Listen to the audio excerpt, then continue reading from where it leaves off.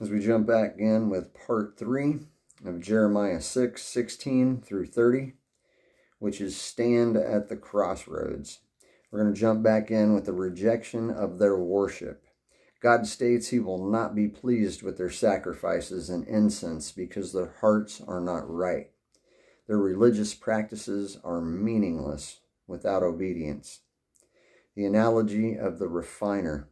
The passage uses the analogy of metals to describe Jeremiah's role. He was trying to remove the dross, which was the wickedness, from God's people, but they refused to be purified. They were therefore rejected as worthless. The pervasiveness of corruption. This section highlights the deep-seated corruption, immorality, and idolatry of the people, which had brought them to the brink of destruction.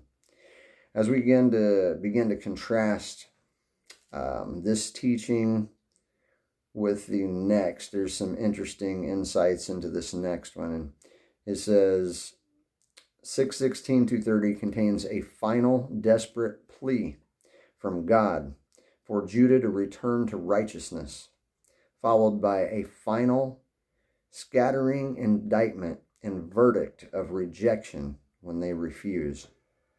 The passage shifts from a merciful offer of rest to a solemn announcement of judgment.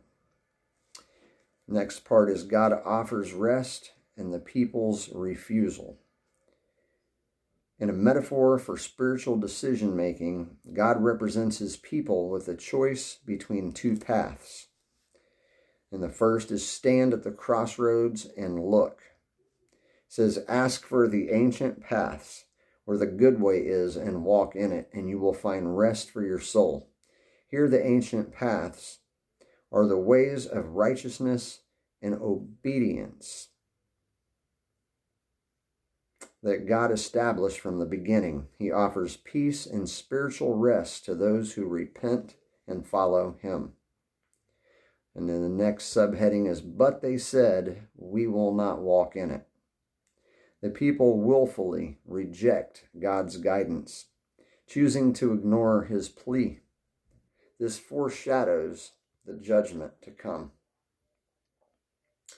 A ignored warning. God also appointed prophets, his watchmen, to warn the people of impending danger, but the people stubbornly refused to listen to these warnings.